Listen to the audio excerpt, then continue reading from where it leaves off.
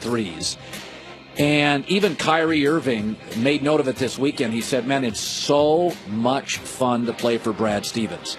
And I thought this Gordon Hayward thing would just emotionally wreck this franchise. But it did not.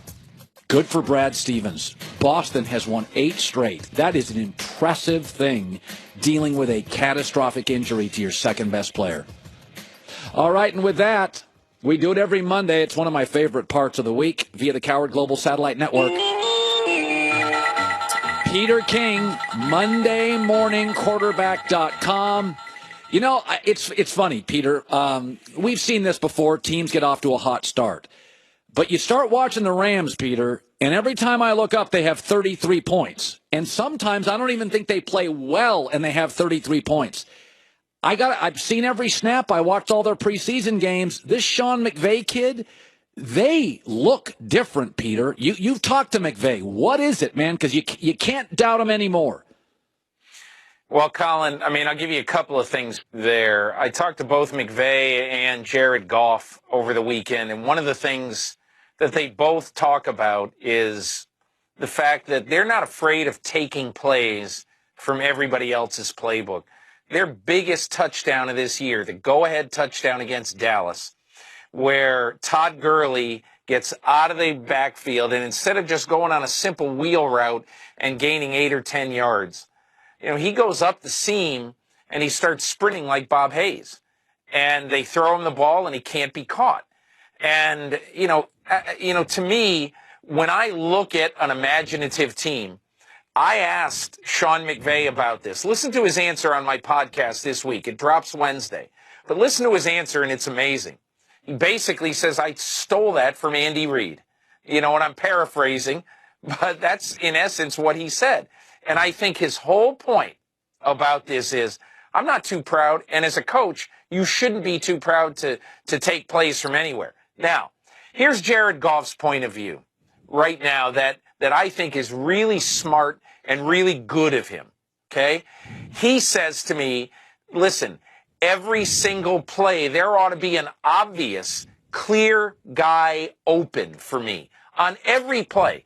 There shouldn't be a play that I call in the huddle where I say, well, let's see, I don't know who I'm going to go to on this, and I don't know if I'm going to have a good option here. But think about it. Tavon Austin's so quick. Todd Gurley is multidimensional. Robert Woods, this new guy that they get from Buffalo, is a much better receiver than he's seen for the Bills. Yep. Sammy Watkins can outrun everybody in the league. So they have answers, plus some good young tight ends. They have answers that other teams just simply don't have right now. And Colin, let me just leave you with this. 1 year ago, the Los Angeles Rams were outscored by 40 points by the Cleveland Browns. And right now, they're outscoring every team in football, and they're far and away the highest average per game scoring team in football. Yeah. And it's not going away, and it's not a fluke. Okay, so Kirk Cousins goes into Seattle, and it may sound silly, but there are these epiphanies and moments for GMs and coaches. And you'll watch Cousins, and I thought Seattle, in big portions, outplayed Washington. But Cousins goes to Seattle in November and wins.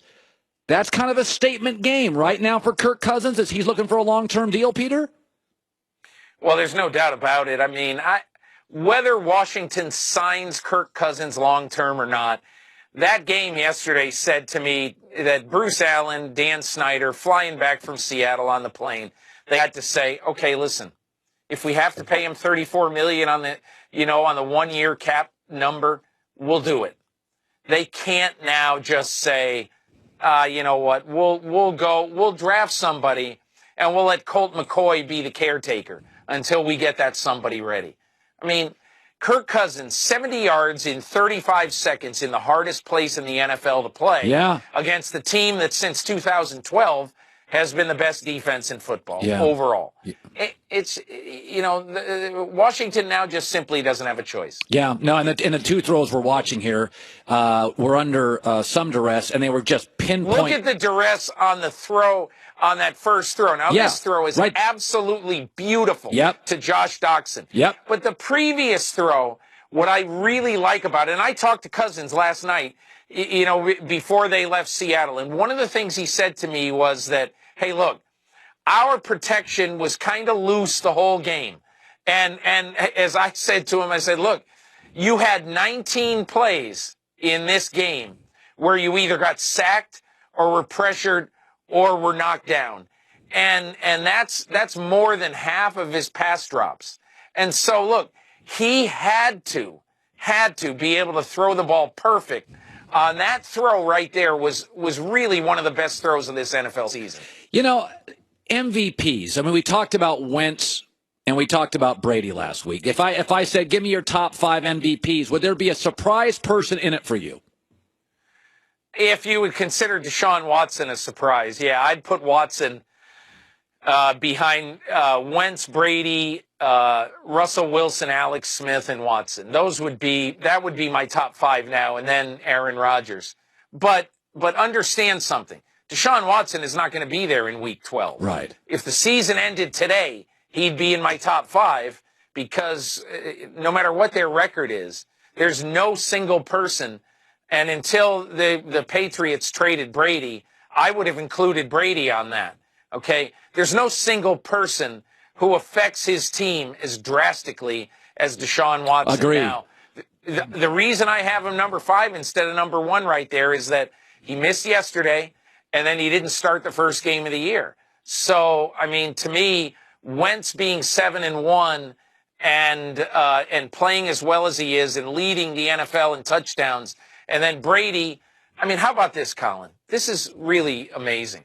I mean, Tom Brady, since opening day 2016, regular season games, touchdown to interception ratio, 44-4. It's incredible. I tell people this guy's 40 years old. It's like LeBron. What exactly? I mean, I just think it's stunning, this guy. LeBron had 57 points Friday on 68% shooting. I'm like, we're looking at LeBron and Brady here. This may never happen again. I know I never stop talking about either, but when you're in the 15th year in the NBA and you're still the best player, and Tom's been in this league 15 years, and those numbers are astounding. Now, the one team in the NFL, Peter, and I want you to explain it to me. I predicted the Rams would be better. I thought Atlanta would pull back. I didn't buy. I picked the Eagles, by the way, to win the NFC East. Pat myself in the back. Wow, for you. I did not pick the Saints. How do you explain the Saints' defense? How do you explain this turnaround? The reason that the Saints are where they are, I talked to Sean Payton last night, and he says, please do not underestimate how important the draft has been to this team. And he really wanted to praise Mickey Loomis, and he's absolutely right. This team right now got Marshawn Lattimore, who is the clear defensive rookie of the year. Yes. He's a top 5 corner in the NFL right now. And I want you to look at a safety named Marcus Williams. Okay, nobody's heard of Marcus Williams, but last night, more than Lattimore, more than Alvin Kamara, more than Ryan Ramczyk, this guy, Marcus Williams, is the guy who Sean Payton couldn't stop talking about because his presence allows Kenny Vaccaro to go down in the box and to do what he does best, to be a Cam Chancellor, Deion Buchanan type presence in the box, in the front 7. And Marcus Williams allows them. He's played more snaps than any player in the New Orleans secondary this year. Yeah. And as a free safety, he has just come in as an absolute quarterback of this defense early on. And, you're seeing an interception by Lattimore. And to me, what I really like about Lattimore is that he's absolutely, totally unintimidated. Mike Evans comes and takes the ultimate cheap shot at him yesterday, and he goes, "Hey, I was shocked, but I'm not pulling back. I'm still going to be there. Yep. I'm going to say my stuff." And so to me, the Saints, the reason they are where they are, in my opinion, is that Mickey Loomis had probably the best draft he's ever had in New Orleans, and he's had some pretty good ones. The MondayMorningQuarterback.com, Peter King. NFC is packed with really interesting teams. Peter, great talking to you again. Thanks so much, Colin. Yeah. The kind of the opposite of the Patriots. The Saints said, we're going to rebuild. We're not going to go with veterans. We're going to go with kids, and it has worked. Coming up next, don't freak out.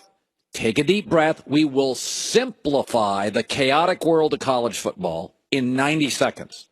And Jake Long, a 4-time Pro Bowler, a former number 1 pick left tackle, first time on the show, excited for that in studio. As the football season looms closer to the play.